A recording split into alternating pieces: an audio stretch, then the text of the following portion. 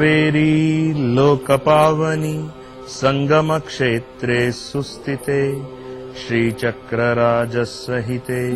श्रीनिमिषाम्भे नमोस्तुते श्रीनिमिषाम्भे नमोस्तुते श्रीनिमिषाम्भे नमोस्तुते.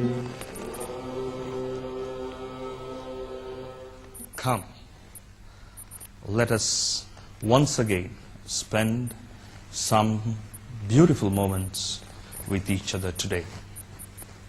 Today, I'll be talking to you about Brahmacharya, Upavasa and Upahara. Brahmacharya has been translated into celibacy in English. Upavasa has been translated to fasting, and Upahara has been translated to very moderate eating. In the first instance, these three translated words are actually much far than the actual meaning of Brahmacharya, Upavasa and Upahara. First and the foremost, let us discuss about Brahmacharya. Celibacy is a part of Brahmacharya, but not exactly Brahmacharya. A Brahmachari is one who is not married at all. This is one common notion we have. Brahman and Charya. It actually means Brahman is the formless part of divinity itself. Whole of Brahmanda is from Brahman. And Charya means movement around. Chara means movement, to move. Brahmacharya means to move around that Brahman constantly. So, this is one important point you have to understand.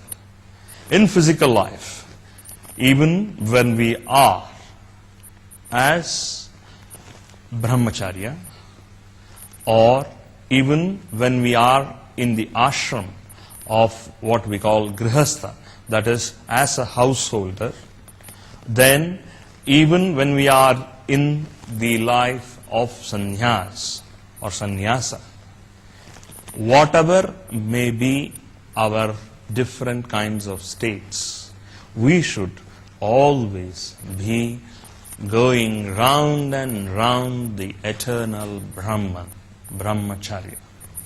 So, it is not only celibacy as we normally think. Even as a householder, you can be a Brahmacharya by always thinking. Your mind should always be thinking and going round the eternal Brahman.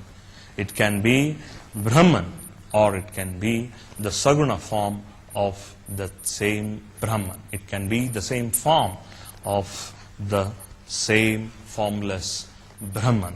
This is what we should understand and orient our life by going round God always and always. Today, we only know about circumambulation, perambulation around divinity or in a temple, but actually the mind should be constantly revolving around Brahman forever and ever. That is the true state of what we are all supposed to be as yogis. Number 2, Upavasa. It has been crudely translated, I should say, into fasting. Why did they say Upavasa? Upa means the third, or tats, the truth. Or if it is literally translated, it means that. You, me, and that. That means not actually God on the heavens, it is actually that inside us called as self. Now, Upa means the third, or something which is the third part of the entity. That means the third entity or the third dimension in our life is divinity. And that is also called as that divinity which is near, upa. So, vasa. Vasa means to dwell, to stay. So, upavasa means actually to stay constantly fixed in that divinity always. So, upavasa means not fasting to be taken literally. It means to constantly stay in divinity. That is why the men of wisdom, the sages, the seers of yesteryears clearly told us, if you withdraw your five senses, and especially if you can control your hunger, then you are already in upavasa. So that is the reason they said fast on particular days, so that at least on that day, instead of thinking about eating, thinking about satisfying all your cravings, they said on one particular day of a week or a fortnight or a month, stay in upavasa. So that is the actual meaning of upavasa. But whether we eat or we fast, if our mind can always be on the third element, upa, the self, and we can dwell in it, then you are already in a state of awareness and enlightenment. Now, the third thing we say as upahara. Upahara means constantly eating, but eating moderately. Now, constantly eating doesn't mean you should be eating every minute. It means you have to eat at the proper time, very, very moderately. And actually, hara means it is the part of Ishvara. For Ishvara, we call as hara. So, upahara means that third element inside us, called as the awareness, called as the exact existence inside us, where we call it as the sat part in us. So, upahara means that which is there inside us as Ishvara or Shiva. So, on that, if we are constantly meditating, that means you are always in upahara. Actually, when you moderately eat, it is said the body, the mind, and the brain does not get sluggish.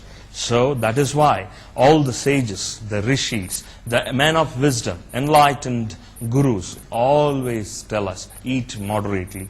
The reason is because if we overeat, then the brain gets sluggish, because the brain is supplied with blood and oxygen as its food.